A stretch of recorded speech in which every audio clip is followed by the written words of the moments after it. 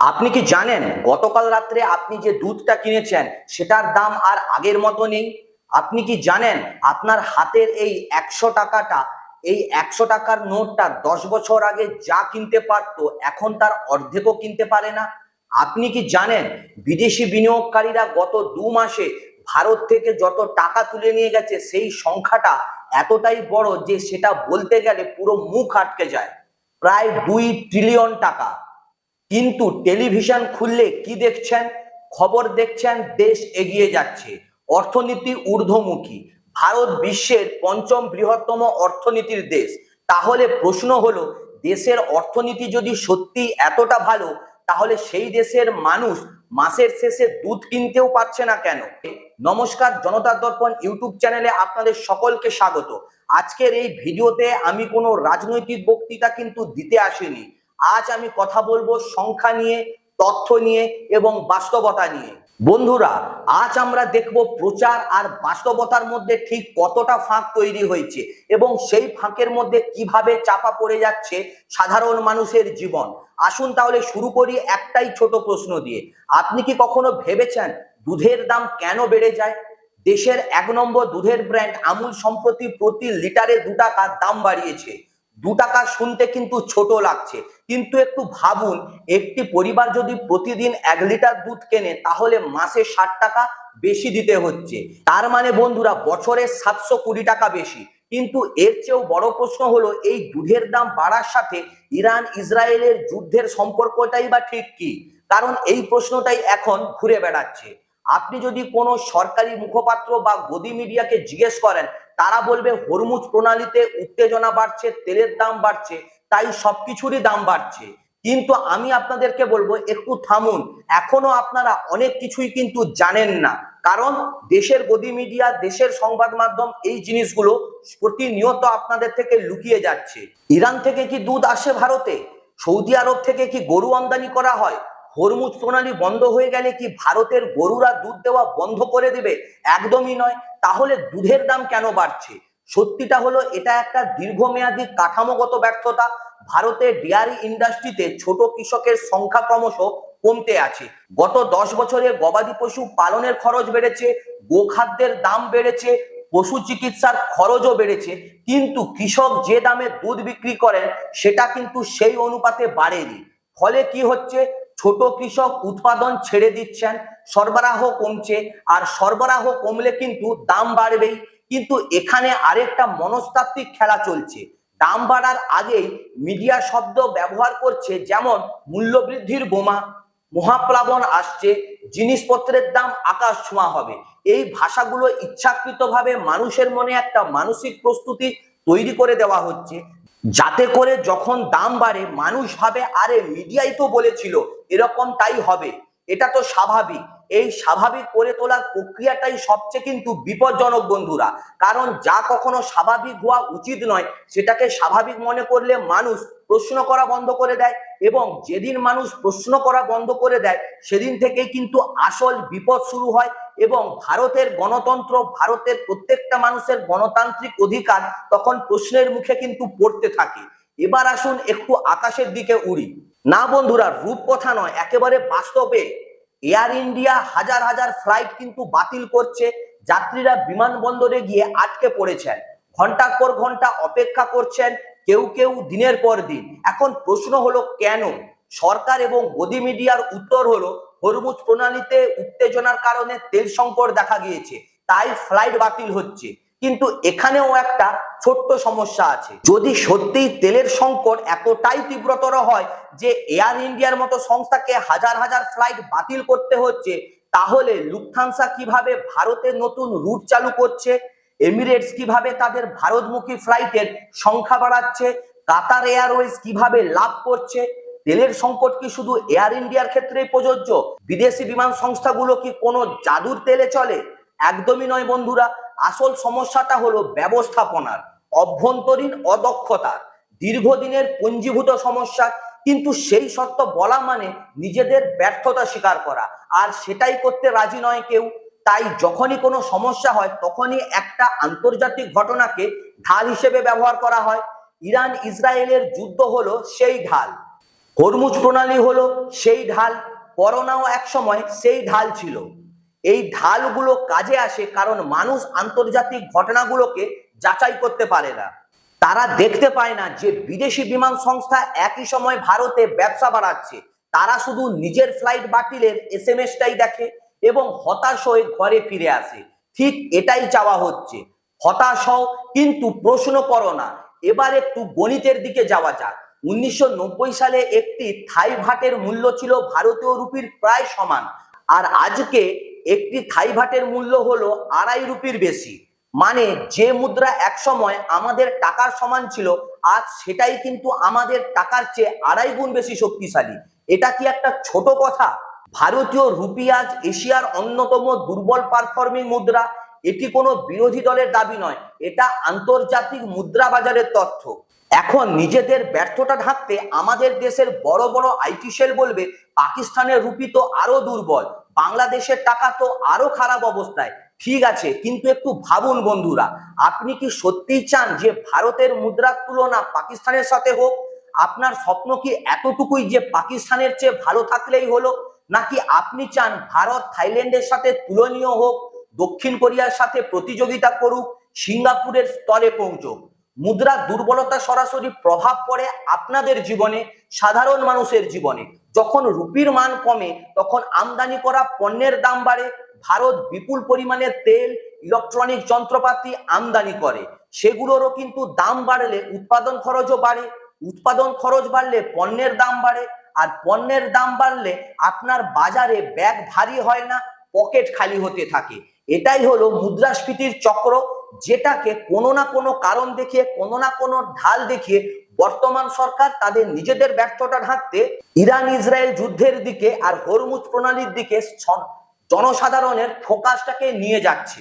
বন্ধুরা, এই যে মুদ্রাস্ফীতির চক্র, এখান থেকে বের হওয়ার জন্য দরকার শক্তিশালী রপ্তানি, বিদেশি মুদ্রা আয়, বিদেশি বিনিয়োগ এবং স্থিতিশীল রাজনৈতিক পরিবেশ দরকার। এই চারটির মধ্যে আজ ভারতের মাটিতে কয়টি আছে? আসুন সেটাই দেখি। গত 2 মাসে ভারতীয় বাজার থেকে বিদেশি পোর্টফোলিও ইনভেস্টররা তুলে নিয়ে গেছেন প্রায় $21 বিলিয়ন, বাংলায় বলতে গেলে প্রায় 2 লক্ষ কোটি টাকা। এই সংখ্যাটা আপনার মাথায় বসাতে চাইলে একটু তুলনা করুন। পশ্চিমবঙ্গ সরকারের পুরো বার্ষিক বাজেট প্রায় 3 লক্ষ কোটি টাকা, মানে 2 মাসে দেশ থেকে বেরিয়ে গেছে পশ্চিমবঙ্গের মোট বার্ষিক বাজেটের 2/3 সমপরিমাণ বিদেশি মুদ্রা। এটা কি কম কথা? একবার ভাবুন বন্ধুরা। 1993 সালে ভারত তার অর্থনীতি বিশ্বের জন্য খুলে দিয়েছিল। সেই উদারনীতির পর থেকেই এই বছরটি বিদেশি বিনিয়োগের ক্ষেত্রে অন্যতম সবচেয়ে খারাপ বছর হিসেবে চিহ্নিত হচ্ছে। তো এখন প্রশ্ন হলো বন্ধুরা, কেন বিদেশি বিনিয়োগকারীরা চলে যাচ্ছেন ভারত থেকে? তারা কি ইরান ইসরায়েলের যুদ্ধের কারণে যাচ্ছেন? তারা কি হরমুজ প্রণালীর কারণে যাচ্ছেন? একদমই কিন্তু নয়। বিদেশি বিনিয়োগকারীরা যান মূলত কয়েকটি কারণে। যখন মুনাফা কমে যায়, যখন আইনি নিয়ন্ত্রক পরিবেশ অনিশ্চিত হয়ে পড়ে, যখন মুদ্রার মান দুর্বল হয় এবং যখন বিনিয়োগের নিরাপত্তা নিয়ে সন্দেহ তৈরি হয়। এবার আসুন অর্থমন্ত্রীর একটা কথা স্মরণ করি। নির্মলা সীতারামন একবার বলেছিলেন, বিদেশি বিনিয়োগ আসুক বা যাক তাতে কিছু আসে যায় না। এই বক্তব্যটা অর্থনীতির দৃষ্টিকোণ থেকে কতটা ভয়ঙ্কর সেটা বুঝতে গেলে একটু বেসিক জিনিস জানতে হবে। বিদেশি বিনিয়োগ মানে শুধু শেয়ার বাজারে টাকা আসা নয়। বিদেশি বিনিয়োগ মানে ডলারের প্রবাহ বাড়া, ডলার মানে বিদেশি মুদ্রার রিজার্ভ বাড়া, বিদেশি মুদ্রার রিজার্ভ মানে রুপির শক্তি। আর বন্ধুরা, রুপির মূল্য বা রুপির শক্তি বাড়া মানে আমদানি খরচ নিয়ন্ত্রণ। আমদানি খরচ নিয়ন্ত্রণ মানে মুদ্রাস্ফীতিও নিয়ন্ত্রণ। মানে শেষ পর্যন্ত এটা আপনার ঘরের বাজারের সাথে সরাসরি যুক্ত। যখন কোনো অর্থমন্ত্রী বলেন বিদেশি বিনিয়োগে কিছু যায় আসে না, তখন তিনি আসলে বলছেন আপনার বাজারের ব্যাগ কতটা ভারী হবে সেটা নিয়ে তিনি অন্তত চিন্তিত নন। ভারত বিশ্বের অন্যতম বৃহত্তম চিনি উৎপাদক, কিন্তু সরকার চিনি রপ্তানিতে নিষেধাজ্ঞা জারি করেছে। কিন্তু কেন? সরকারের ভাষ্য হলো বাজারে দাম নিয়ন্ত্রণের জন্য, কিন্তু আসল কারণটা সম্পূর্ণ আলাদা। আখের ফলন কমেছে, মজুদ কমেছে, বাজারে সরবরাহ কম, তাই দাম বাড়ছে। দাম নিয়ন্ত্রণ রাখতে রপ্তানি বন্ধ করতে হচ্ছে, মানে দেশের মধ্যেই চাহিদা মেটানোর মতো পরিমাণ আর উৎপাদন হচ্ছে না। এটা একটা কৃষি ব্যর্থতার চিহ্ন। কিন্তু কেন ফলন কমছে? উত্তরপ্রদেশে যান, ভারতের সবচেয়ে বড় আখ উৎপাদনকারী রাজ্য, সেখানকার কৃষকদের সাথে একবার কথা বলুন। তারা আপনাকে বলবেন গত কয়েক বছর ধরে চিনি মিলগুলো তাদের পাওনা টাকা মিটাচ্ছে না। ফেয়ার অ্যান্ড রেমিউনেটিভ প্রাইস যেটা সরকার নির্ধারণ করে দেয় সেটা সময় মতো পাওয়া যাচ্ছে না। হাজার হাজার কোটি টাকা বকেয়া পড়ে আছে। কৃষক জমিতে আখ ফলাচ্ছেন, মিলে দিচ্ছেন, কিন্তু টাকা পাচ্ছেন না। মাসের পর মাস, বছরের পর বছর। এই পরিস্থিতিতে একজন কৃষকও বা কি করবেন? তিনি পরের বছর আখ চাষ করা স্বাভাবিকভাবেই কমিয়ে দেবেন, তিনি অন্য ফসলে যাবেন বা চাষবাসই ছেড়ে দেবেন। আখ চাষির সংখ্যা কমলে আখের উৎপাদন কমবে, আর উৎপাদন কমলে চিনির মজুতও কমবে, মজুত কমলে রপ্তানি বন্ধ হবে, আর বাজারের চিনির দাম বাড়তেই থাকবে। দেখুন এই পুরো চক্রটা, আর একবার ভাবুন আমাদের দেশ এখন কোন জায়গায় দাঁড়িয়ে আছে। অথচ মেন স্ট্রিম মিডিয়াগুলো, গদি মিডিয়াগুলো এই সমস্ত খবর কি আপনাদেরকে পৌঁছায়? নাকি কোনো একটা ক্রাইসিসে, আন্তর্জাতিক কোনো সমস্যা, যেরকম হরমুজ প্রণালীর সমস্যা, ইরান ইসরায়েল সমস্যাকেই ঢাল করে আসল ক্রাইসিসটা জনসাধারণের কাছ থেকে লুকিয়ে নিয়ে যাচ্ছে? এই যে চক্রটা বললাম বন্ধুরা, এটা কিন্তু ইরান ইসরায়েলের যুদ্ধের কারণে হচ্ছে না, এটা হচ্ছে বছরের পর বছর ধরে কৃষকের প্রতি অবিচারের কারণে।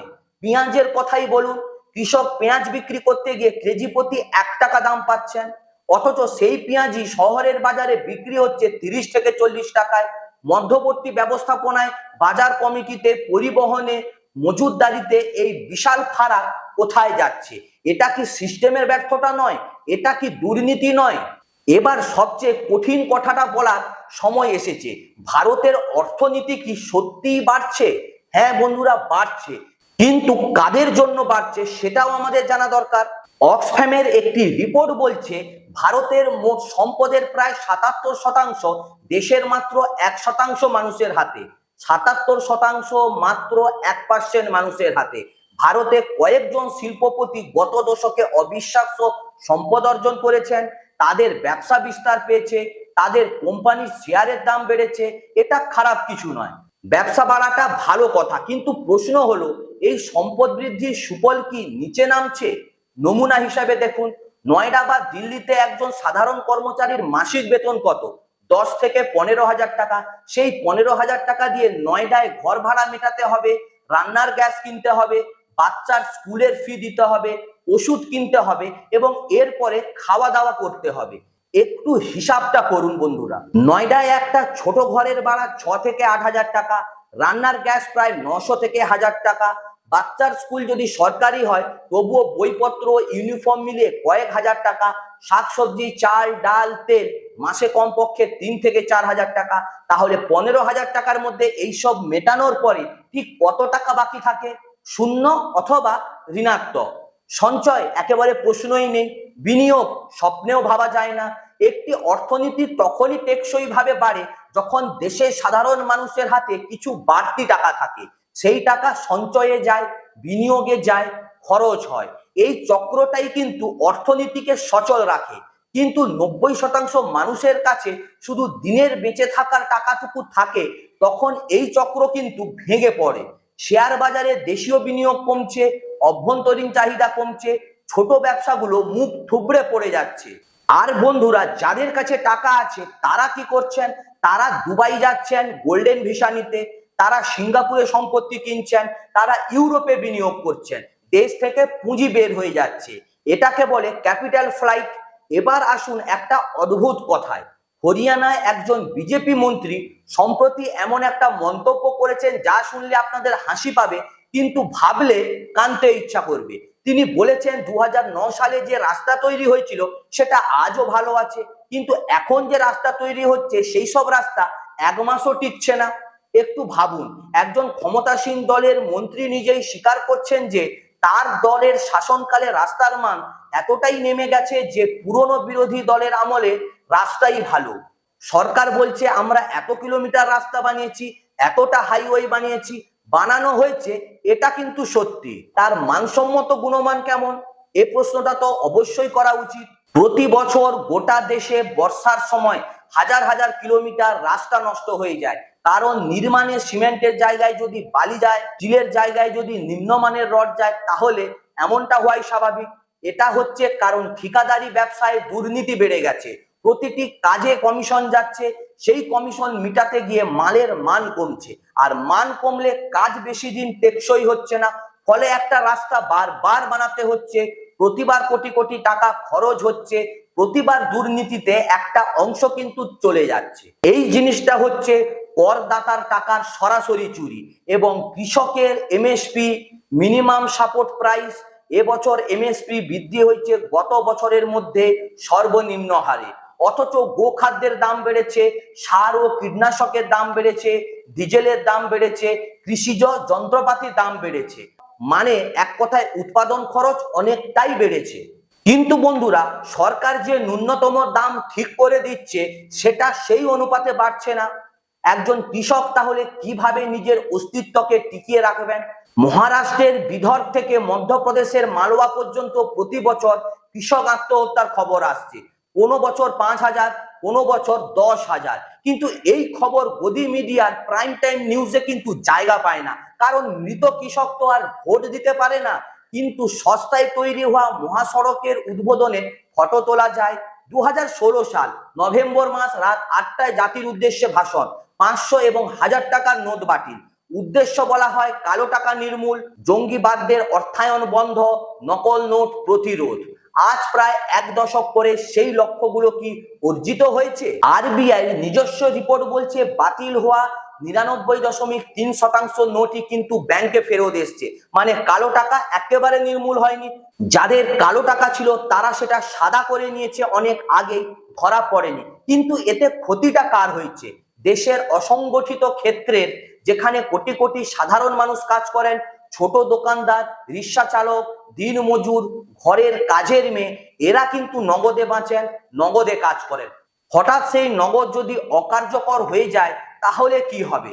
মানুষ মারা গেছে ব্যাংকের লাইনে দাঁড়িয়ে, ব্যবসা বন্ধ হয়েছে, মজুরি বন্ধ হয়েছে, তারপর এসেছে জিএসটি।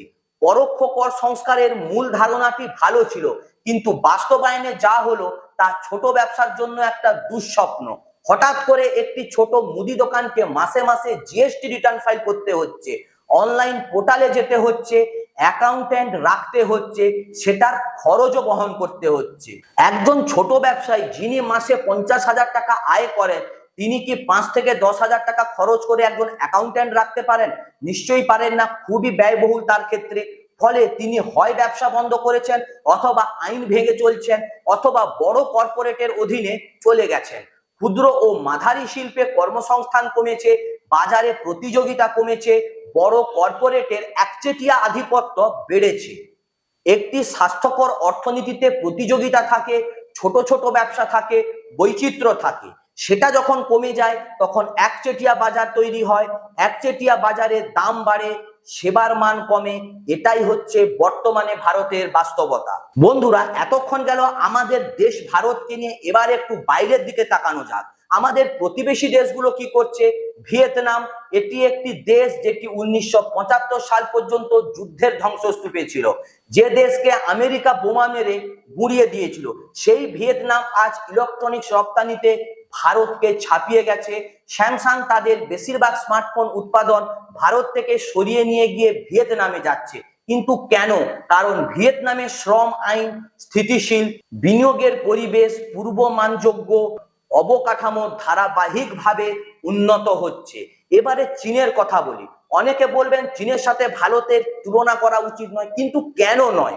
2000 সালে চীন এবং ভারতের মাথাপিছু আয় প্রায় কাছাকাছি ছিল, আর আজ বন্ধুরা চীনের মাথাপিছু আয় ভারতের 5 গুণেরও বেশি। এই ফারাকটা ঠিক কিভাবে তৈরি হলো? প্রশ্নটাও আসা স্বাভাবিক, কারণ চীন তার শিক্ষা ব্যবস্থায় বিনিয়োগ করেছে, স্বাস্থ্যে বিনিয়োগ করেছে, অবকাঠামোতে বিনিয়োগ করেছে, উৎপাদন শিল্পকে সুরক্ষা দিয়েছে, রপ্তানি বাড়িয়েছে।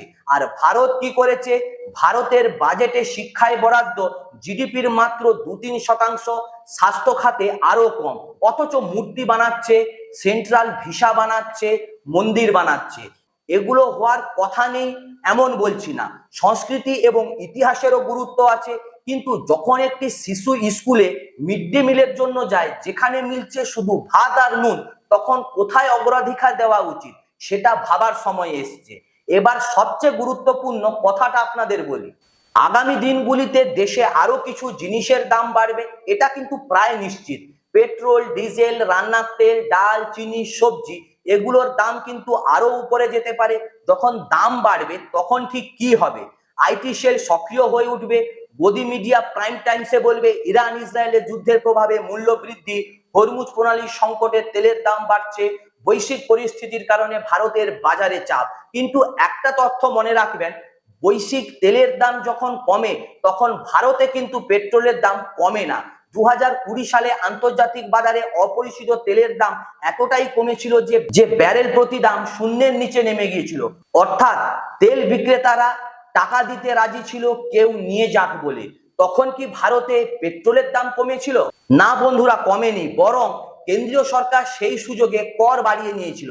তাহলে বোঝা যাচ্ছে আন্তর্জাতিক পরিস্থিতি যুক্তি হিসেবে তখনই আসে যখন দাম বাড়াতে হয়। যখন দাম কমানো যায় তখন সেই যুক্তি কাজ করে না।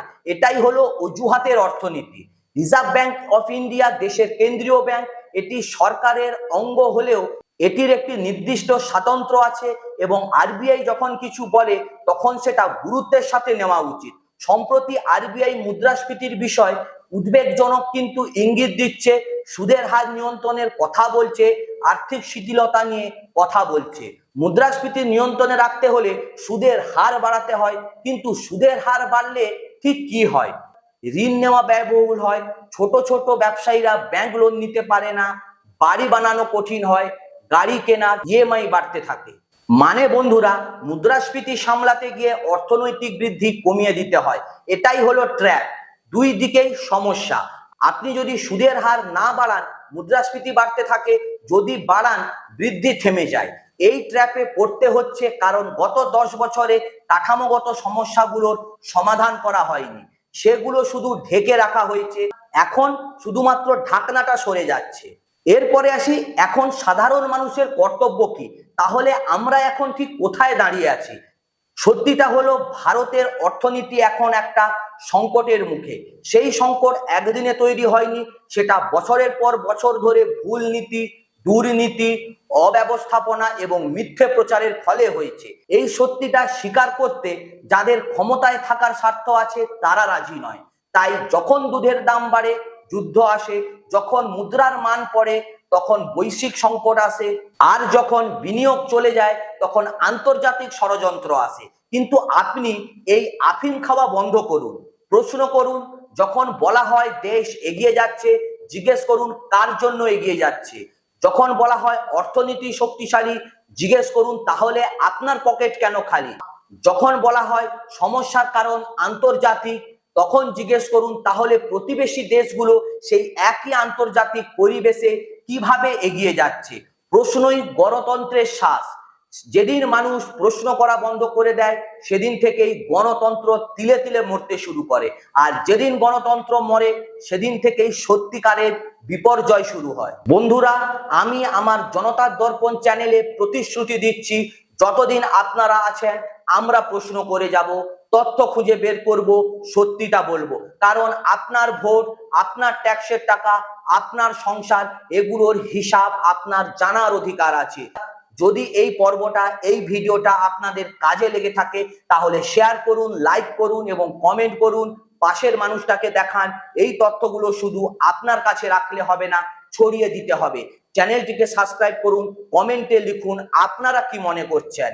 ভালো থাকবেন, দেখা হচ্ছে পরের ভিডিওতে। নমস্কার।